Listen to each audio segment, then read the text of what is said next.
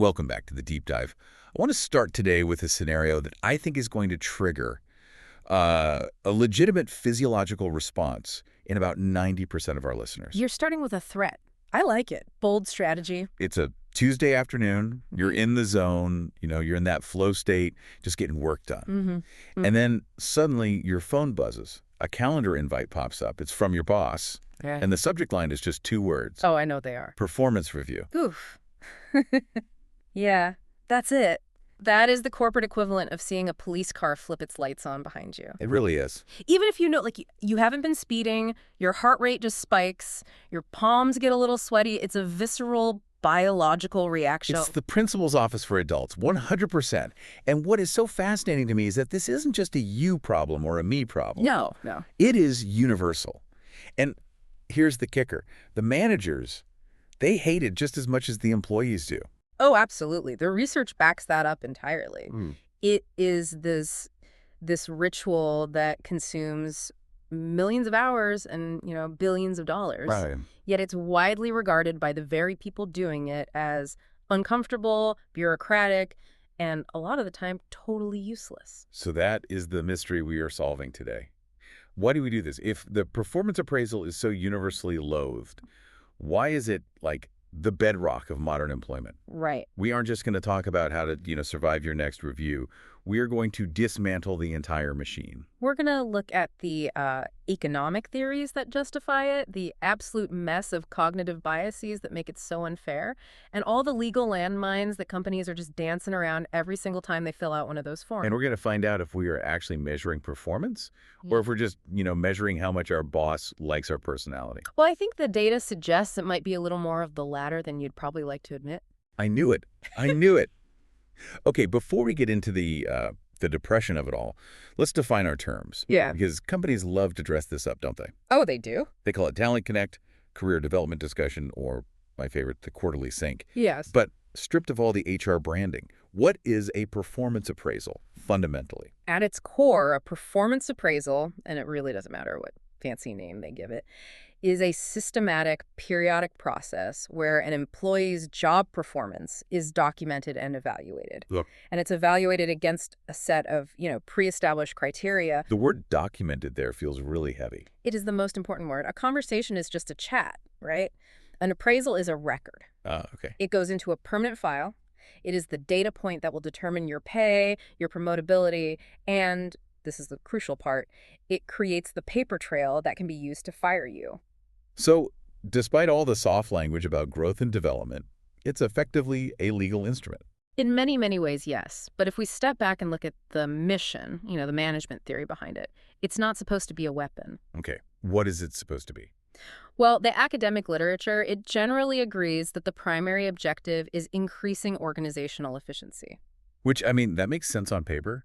If I'm the CEO of a car company, I need to make sure the person on the assembly line is actually building cars and not, toaster ovens. Exactly. It's all about alignment. You have these big corporate goals at the top, and you need to cascade those down to the individual actions of thousands and thousands of people. Right. If you are working incredibly hard, but you're working on the wrong things, you are technically productive, but from the organization's point of view, you're useless. The appraisal is that course correction mechanism. So it's like the GPS for the workforce. Right. The recalculating voice. Ideally, yes. It's also meant to facilitate collaboration, discuss pay, and clarify expectations.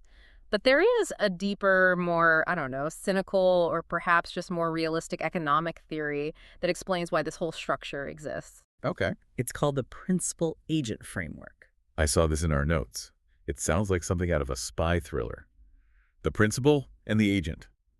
It kind of does, but it's really the foundational concept of labor economics. So in this scenario, the employer is the principal. They're the one with the capital. Got it. The boss. The boss. The employee is the agent, the one hired to perform a task. And the central problem in this relationship is something called information asymmetry. Meaning, I know what I'm doing all day, but my boss doesn't, really. Correct. The principal hires the agent to do a job. But the principal cannot stand over the agent's shoulder 24 hours a day. It's way too expensive and inefficient. Right. So the principal has a blind spot. They don't know if the agent is working at 100% capacity or if they're scrolling through social media or cutting corners. So the principal is basically paranoid. They're paying for a service that they can't fully verify in real time. In economics, yes. This creates what's called moral hazard. Because the principal can't see everything, the agent has an incentive to do the absolute minimum amount of work necessary to get paid. Ah, okay. The performance review was invented as the solution to this problem. It is the mechanism to manage the direct effect and response, as they call it. It's a monitoring device. Okay. It's a way to audit the agent. It connects the agent's behavior to the principal's goals. It Right. bridges that information gap. And when you understand that, you start to realize why these reviews feel so adversarial. Because they are. They are structurally designed to be an investigation from the very beginning. That is incredibly clinical. Yeah. But here's a twist from the research that I just did not expect at all. We usually hear about how these systems are biased, and we are definitely going to get to that. But there's an argument that these rigid appraisals can actually increase diversity. Yeah, this is a really important nuance. It sounds completely counterintuitive, right? You'd think a rigid system would hurt marginalized groups. I would, yeah. But you have to consider the alternative. And the alternative is what? No system at all. Right. If you don't have a formal documented appraisal system, how do promotions happen? It's who you know. It's golf. It's drinks after work. It's, I like the cut of his jib. Exactly. Informal systems are absolute breeding grounds for implicit bias. If there's no form, no criteria, no documentation, managers just promote the people they feel most comfortable with. Which usually means people who look, talk, and act just like them. That's how you get the old boys club. So the argument is that even a flawed form is better than total chaos, because at least it forces the manager to justify their decision on paper. Precisely. If it's done in a culturally sensitive manner, a structured appraisal can ensure fairness in hiring and promotion for socially excluded backgrounds. It provides a clear, objective ladder to climb, instead of a secret handshake. That makes sense. However, not everyone agrees that individual performance is even the right thing to be measuring in the first place. I'm looking at the notes on labor unions here. Ah, the stakeholder view. Yeah, unions often have a deep philosophical disagreement with the very concept of the individual review. And their argument is what? They argue that in a modern workplace, individual performance is largely a myth. A myth. That's a pretty strong word. Well, think about your own job. I mean, think about it. How much of what you achieve is solely 100% because of your own effort? Not much when you put it like that. Yeah. If IT doesn't fix my laptop, I can't work. Right. If marketing doesn't bring in the leads, sales can't sell. If the receptionist is rude to a client, the deal falls through before you even walk in the room. We are all entangled. My output depends entirely on your input. Exactly. We're a collective. Unions will often argue that trying to isolate one person's contribution and then grade it on a curve isn't just inaccurate, it actively destroys the solidarity needed for the work to actually get done. Because it encourages people to say, that's not my job, instead of, helping the team out. It pits people against each other. That's a fascinating tension. The company wants to measure the agent, but the agent is actually just part of a hive mind. And that leads us to the practical question. If we're going to do this, if we're going to try and measure the agent, how do we even do it? How do we collect the data? Right, the how. The sources break this down into 3 basic methods. And as we go through these, I really want you, the listener, to think about which one your company uses. Let's start with the one that seems the most fair on the surface, objective production. This is what I call the widget count. It's very straightforward. You measure sales figures, units produced, lines of code written. The hard numbers. Exactly. It deals with unambiguous criteria. You sold $100,000 worth of paper or you didn't. Numbers don't lie. Numbers don't lie, but they also don't tell the whole truth. The source material points out a massive flaw here, opportunity bias, or, as it's sometimes called, criterion contamination. Okay, can you give me an example of that? Sure. Let's say we are both selling the exact same car. You are assigned a territory in a booming city center with tons of foot traffic. Okay.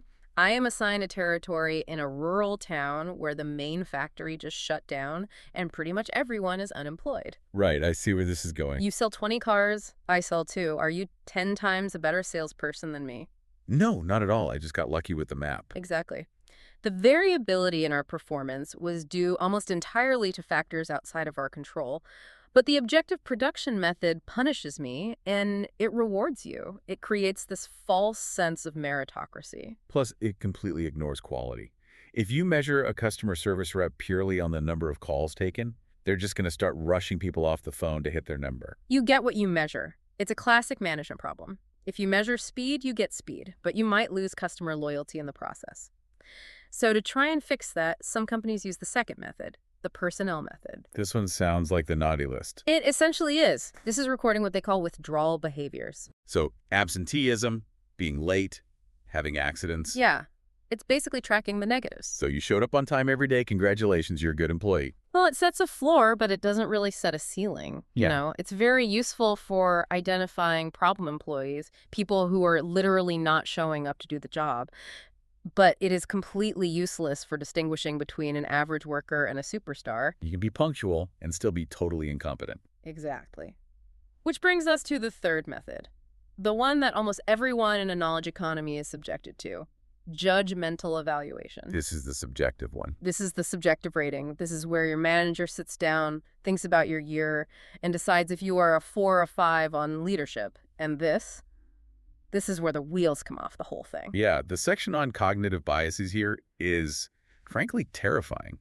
Because we like to think our bosses are these rational, objective judges. You do. But the science says they are bringing a lifetime of baggage into that meeting with them. It's not just baggage. It's like a funhouse mirror.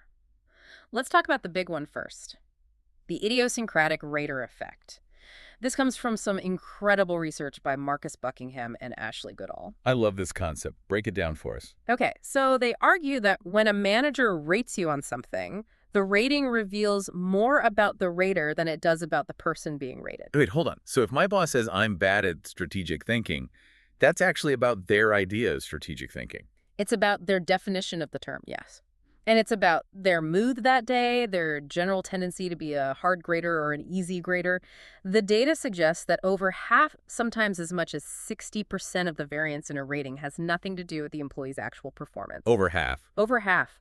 It's all about the manager's unique rating tendencies, their own personal biases. So I'm being measured with a ruler that changes length depending on who is holding it. That is a perfect analogy. That's exactly what's happening. If I'm a pessimist, I might never give a 5 out of 5 because, nobody is perfect. If you're a people pleaser, you might give everyone 5s just to avoid having a difficult conversation. We aren't measuring the work. We are measuring the manager's personality. And then you layer the halo effect on top of that. Oh, the halo effect is a classic. It's a cognitive shortcut. The human brain is, it's lazy. It doesn't want to evaluate 20 different traits separately. Right. So if I have a generally positive impression of you, maybe you're tall, confident, you dress well, my brain creates a halo. I just assume that because you are good at one thing, like looking professional, you must be good at everything. So financial analysis, team management, coding, all of it. All of it gets a little bump. It's the pretty privilege of the corporate world in a way. And the reverse is the horns effect, I assume. Exactly. If you have a messy desk, or you made one awkward comment in a meeting 6 months ago, I might subconsciously downgrade your entire year's output. He has a messy desk, so his thinking must be disorganized. It's a leap, but our brains make it all the time. And there's the anchoring effect. This is about first impressions. Or just the first piece of data available. Let's say I look at your file before our review and I see that your previous boss rated you a 3. Okay. My brain is now anchored to that number. Even if you performed like a 5 this year, it is psychologically very, very difficult for me to deviate far from that anchor. I will now look for evidence to confirm the 3, not to challenge it. So we are fighting our boss's personality, their general vibe check of us, and whatever number they happen to see first. And we can't forget leniency and centrality bias. These are huge. Leniency is simply rating everyone high to avoid the awkward conversation. No manager wants to have that fight. And centrality is rating everyone average or in the middle to play it safe. Everyone meets expectations. Both of them make the data completely useless for actually differentiating performance. There was one more concept in this section that I found really interesting. What? Organizational citizenship behavior, or OCB. Ah, yes. The good soldier syndrome. This is all the stuff that isn't actually in your job description, right? Correct. It's helping a colleague when their printer jams. It's planning the office holiday party. It's staying late to wait for a delivery that isn't even for your department. The little things. The little things. The research shows that managers are heavily, heavily influenced by these dimensions of altruism and civic virtue. But isn't that a good thing? I mean, we want people to be nice and helpful. It's good for the culture, definitely. Right. but it biases the performance review against people who just want to do their job and go home. Right. If you're an introvert who hits every single sales target, but you don't want to organize the potluck, your rating might actually be lower than the extrovert who sells less but always brings donuts on Friday. So we are rewarding personality and compliance, not just pure output. We're rewarding the good citizen, which is not always the same as the good worker. Okay, so we know that data is just a complete mess. But let's look at the tools themselves, the actual forms and scales. Because the sources list a whole menu of methods, and some of them sound, well, frankly, they sound like a reality TV show elimination. They range from the simple to the downright brutal. The most common, by far, is the graphic rating scale. This is the standard rate from 1 to 5 checklist, right? Yes. You list a bunch of traits, dependability, quality of work, initiative, and you rate them on a scale. It could be 5 points, 7 points. I've even seen 20-point scales. On a scale of 1 to 20, how much initiative do you have? That seems impossibly granular. Who knows the difference between a 14 and a 15? Nobody. It creates this false sense of precision. A 14 and a 15 are basically the same thing, but the number makes it look all scientific. But the bigger controversy comes with the employee comparison methods. Okay. This is where we stop comparing you to a standard and we start comparing you to each other. Ah, the Hunger Games approach. In a way, yeah. There's the rank order method. Yeah. That is literally listing your subordinates from best to worst. Number 1, number 2, all the way down. But what if I have a team of 10 superstars? Someone still has to be ranked worst, even if they're amazing. That is the fundamental flaw. You could have the best team in the entire company, but on paper, half of them look below average just by definition of the ranking. That's terrible. Then there's paired comparison. You take 2 employees, you pick the best, then you take another 2, pick the best. You repeat this over and over until a full hierarchy forms. It sounds like a tournament bracket for people's careers. It is. But the most controversial version of this whole idea is forced distribution, which is often linked to a practice called top grading. Is this the bell curve thing I've heard about? Yes, the force fit method. Managers are required to place their employees into a normal distribution. You must have, say, a top 20%, a middle 70%, and a bottom 10%. You must, even if it's not true. Even if it's not true. And top grading is where they take that bottom percentage, the bottom 10%, and they fire them. Just fire them. Often, yes. It was made famous by Jack Welch at General Electric. The idea is to constantly prune the workforce to raise the average level of talent. But doesn't that just destroy teamwork? I mean, if I know that for me to stay safe, you have to be in the bottom 10%, I am not going to help you with your project. That is the primary criticism. It creates a cutthroat, toxic environment. It turns teammates into rivals. I can't imagine working like that. Microsoft used a version of this for years and famously abandoned it because employees said it created a culture of cannibalism. People were actively sabotaging each other. It also assumes that performance follows a bell curve, which in many high-performance jobs, it just doesn't. You might genuinely have a team of all-stars. So are there any methods that try to be less, I don't know, arbitrary? Well, there's a movement toward behavioral methods, things like BARS, that's behaviorally anchored rating scales. BARS. I love these HR acronyms. What is BARS? So instead of just a generic 1 to 5 for a word like communication, the points on the scale are described by specific narrative examples of behavior. Okay, give me an example. So a 5 might say, consistently anticipates communication breakdowns and proactively addresses them with the team, while a 1 might say, frequently fails to return important emails within 48 hours. Oh, that seems much more helpful. It's concrete. It gives you a specific target to aim for. It is better, much better. But it's incredibly expensive and time-consuming to develop because you need to create these specific examples for every single job role in the company. Of course. There's also BOS Behavioral Observation Scale, which is similar, but it rates the frequency of these critical incidents. How often does the employee do X? And we can't ignore the role of technology here. The source mentions electronic performance monitoring. This is the new frontier, isn't it? It really is. This is the modern evolution of all of this. Computers recording huge amounts of data on multiple dimensions of your work, keystrokes, email sent, time on calls. The benefit being that it potentially removes human bias because the computer doesn't care if you dress well or bring donuts. It doesn't care at all. It just cares about the data. But it introduces this massive new problem of surveillance. Right, the big brother aspect. It's a huge concern, and it can measure activity. Are you typing? But it really struggles to measure thought. If my job is to solve complex problems, I might be most productive when I'm staring out the window thinking. But the computer just sees that as idle time. So you're being judged by an algorithm that can't understand the most valuable part of your job. That's a whole other level of anxiety. It is a totally new one. So somewhere along the line, companies realize that maybe one boss's opinion isn't enough, especially with all these biases. So enter the 360-degree feedback. Right. The concept here is triangulation. Let's get more data points. You get evaluations not just from your supervisor, but also from your peers, your subordinates, and sometimes even your customers. The idea being that if everyone, your boss, your team, the people who work for you, if they all say you're difficult to work with, it's probably true. Theoretically, yes.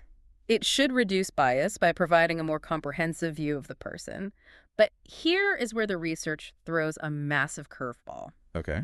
Studies show that the source of the feedback doesn't actually change how the employee behaves afterward. Wait, really? So if my boss tells me I need to improve my communication, or my peer tells me the exact same thing, I react the same way. It doesn't matter who says it. In terms of influencing your subsequent behavior, the research says, no, it doesn't really matter. And there are huge risks with peer ratings.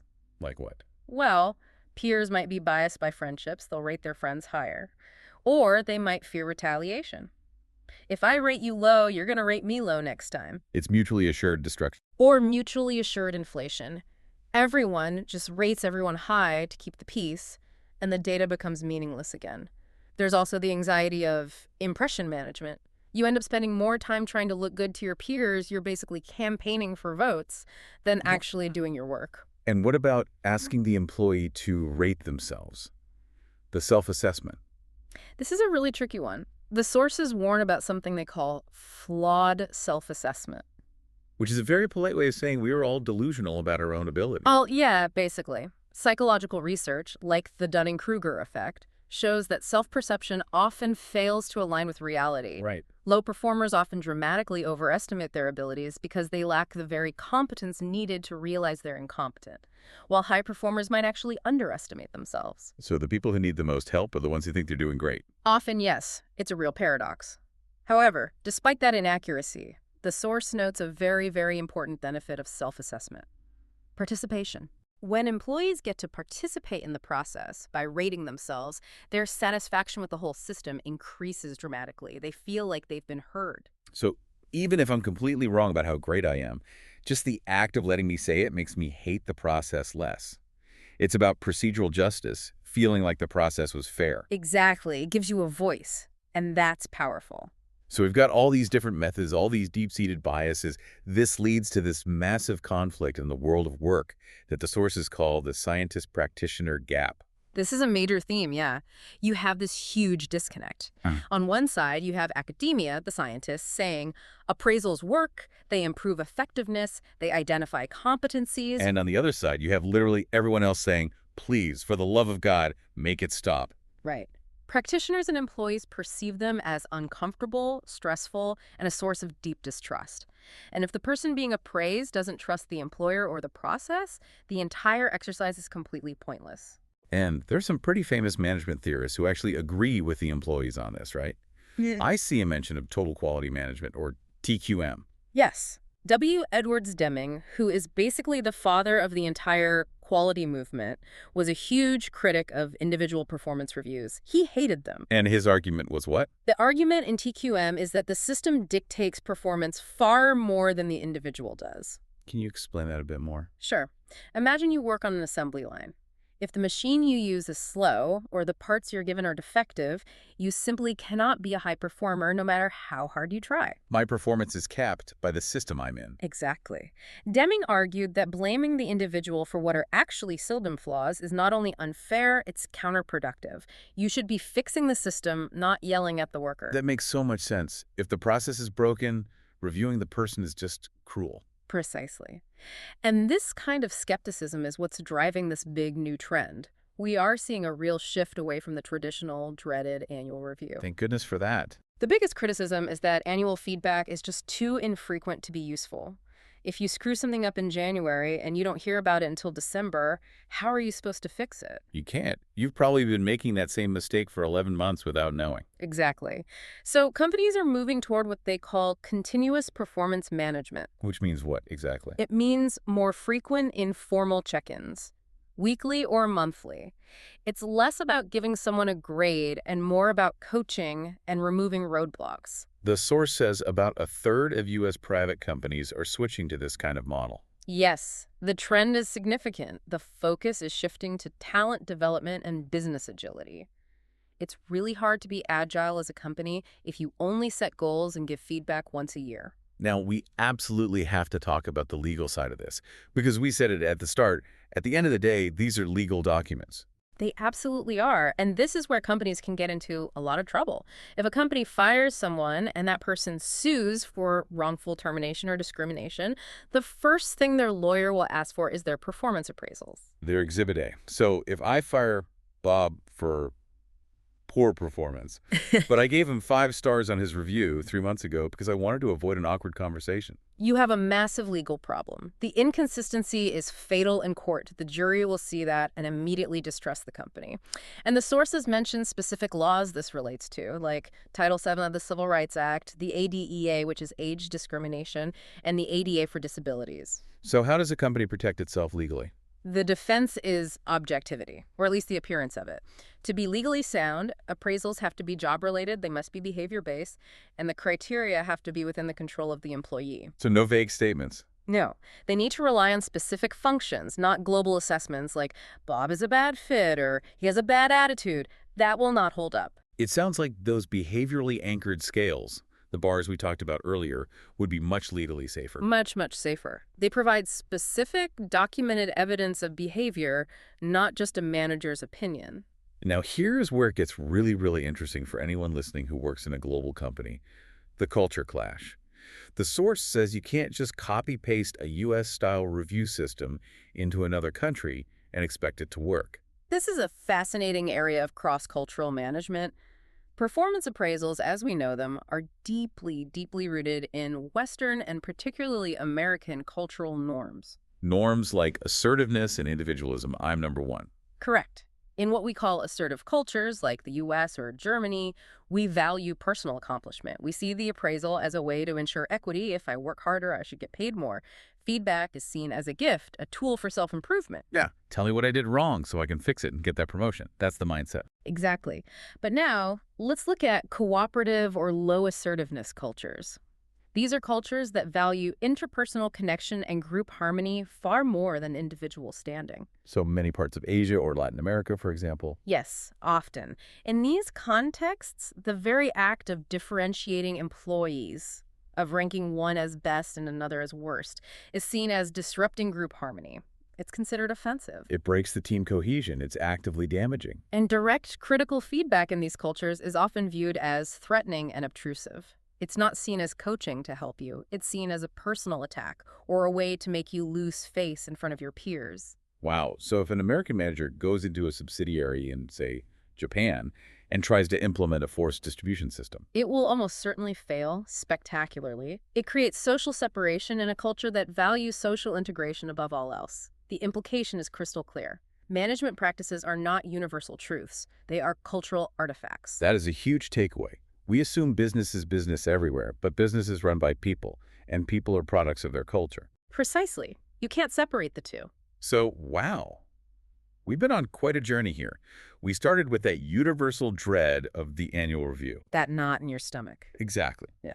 We looked at the noble objectives, trying to solve that principal agent problem, trying to align the workforce, and then we uncovered the messy, messy reality of data collection, how counting widgets misses the point, but judging people is just riddled with biases. Things like the halo effect and, my favorite, the idiosyncratic rater effect, which means it's not even about you. Right.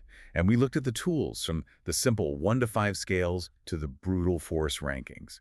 We saw how technology is changing the game with electronic monitoring, and we touched on the massive legal risks and the cultural blind spots. It just highlights so perfectly that the performance appraisal is this textbook example of a system designed for pure logic that often fails completely because of human psychology. That's the core tension, isn't it? We try to turn messy human behavior into clean data points, but the instrument we use to measure it, the human manager, is inherently flawed and biased.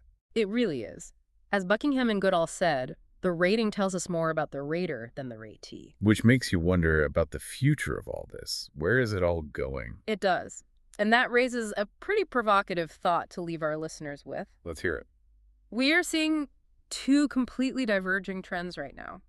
On the one hand, you have this big push toward teamwork, total quality management, and psychological safety. A world which suggests the individual review should just go extinct. It's an outdated concept. Okay, that's one path. But on the other hand, we have the rapid rise of electronic monitoring and big data, which could make individual measurement more precise, more constant, and more invasive than ever before in human history. So the question is, will the performance review die out, a relic of a bygone era? Or will it just mutate into something new, something where the computer is the one giving us our score every single day? That is the question we're facing. Something to think about the next time that meeting invite pops up on your calendar. Thanks for listening to Deep Dive. We'll catch you on the next one. Goodbye, everyone.